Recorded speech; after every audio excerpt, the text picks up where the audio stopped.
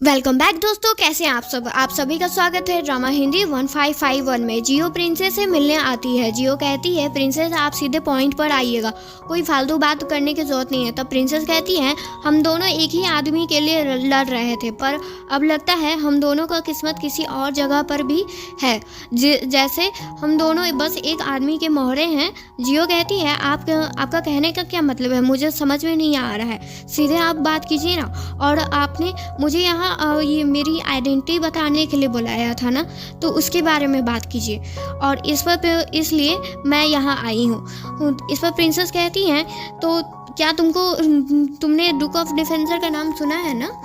जियो कहती है हाँ, पर वे मुझसे कैसे जुड़े हुए हैं।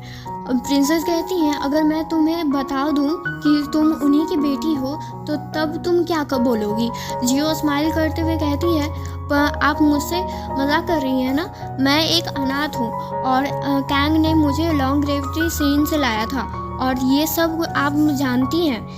प्रिंसेस कहती हैं मुझे लगता था कि कैंग ही है वे इंसान जो कभी झूठ नहीं बोलता था, पर मैं गलत थी, पर उसने तो तुमसे स्टार्टिंग से ही झूठ बोला है। इस पर जियो कहती है आप गलत नहीं थी कि आप उससे प्यार करती थी, और वे भी गलत नहीं थे कि वे अपनी फीलिंग को इग्नोर करते थे और उनको पता था कि वे किससे प्यार करते हैं। पर अगर मुझे आप ये सब बात करने के लिए बोला ही है तब मुझे नहीं सुनना है और मैं यहाँ से जाना चाहती हूँ। फिर प्रिंसेस जियो को रुकने के लिए बोलती हैं और फिर वे लेटर देती हैं जो जनरल हू ने डुक ऑफ डिफेंसर के लिए लिखा होता है। तब वे लेटर जियो पढ़ती है। तब जियो कहती है मैं प्रिंसेस हूँ और जो आप अभी हैं वे मैं हूँ। क्या मजाक कर रही है ना। पर जियो कहती है आगे बोलते हुए कि ये सब झूठ है और आप मुझसे इतना बड़ा झूठ क्यों बोल रही हैं।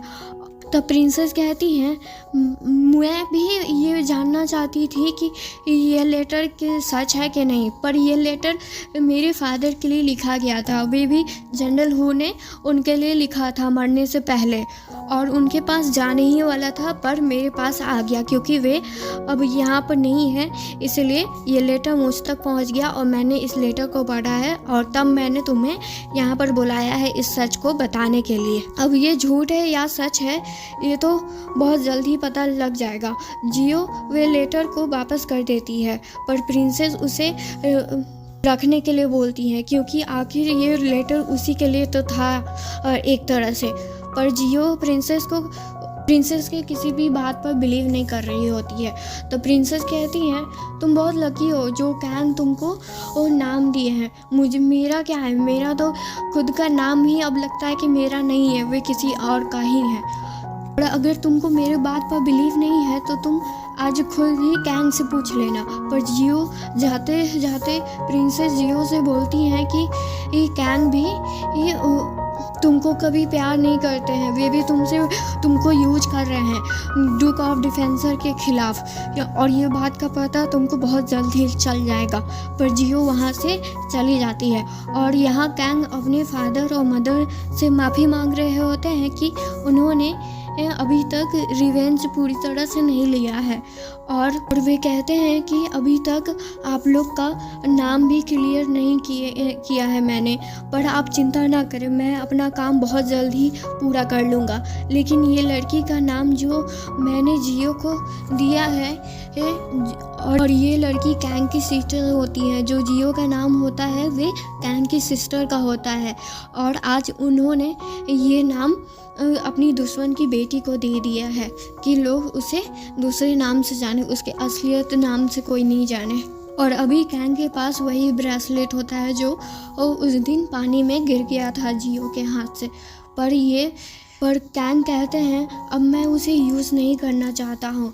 फिर वे अपने आप से डिसाइड नहीं कर पा रहे होते हैं, तब वे क्वाइन से डिसाइड करना चाहते थे, और इधर जियो भी घर वापस आ चुकी होती है, पर वे उसका तबीयत ठीक नहीं होता है और तभी वे बेहोश हो जाती है, और तभी कैंग भी भागते भागते वहाँ पर आते हैं और जियो को उठाकर अंदर लेकर जाते हैं। और कैंग जियो के पास बैठे हुए होते हैं। फिर जियो भी उठ जाती है। वे कैंग से पूछती है कि उसके पास जियो के लिए कोई फीलिंग है कि नहीं। तब कैंग वहाँ से जाने लगते हैं। तब जियो कहती है, अगर तुम साइलेंट रहोगे तो मैं बोलूँगी तो अभी तुम्हारे लिए, और मैं ये बताना चाहती हूँ कि मैं तुम्हें बहुत पसंद करती हूँ और ये समय तुम्हें भी अपना जवाब मुझे देना होगा। तुमको पता है मैं उस समय से तुमसे प्यार करती हूँ जब से हम दोनों छोटे थे, और मैं अभी तक तुमसे बहुत प्यार करती हूँ। फिर कैंग सैड तो थे, पर वे जियो से कहते हैं कि मैं अभी ऐसा बिहेव नहीं करना चाहता हूँ कि तुम्हें कुछ बुरा लगे, और तुम जानती हो कि मैं तुमसे कभी प्यार नहीं कर सकता हूँ, और अगर मैंने तुमसे प्यार किया तब मैं तुम्हें मार दूँगा। तो मेरे पास तुम्हारे लिए कोई भी फीलिंग नहीं थी और ना है अभी कभी।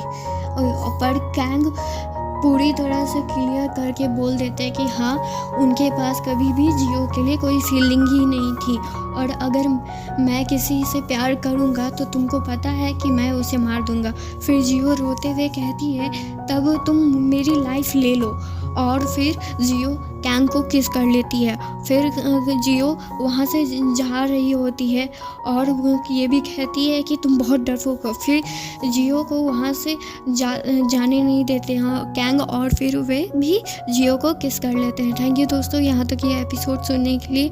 नेक्स्ट पार्ट जल्दी आने वाली है।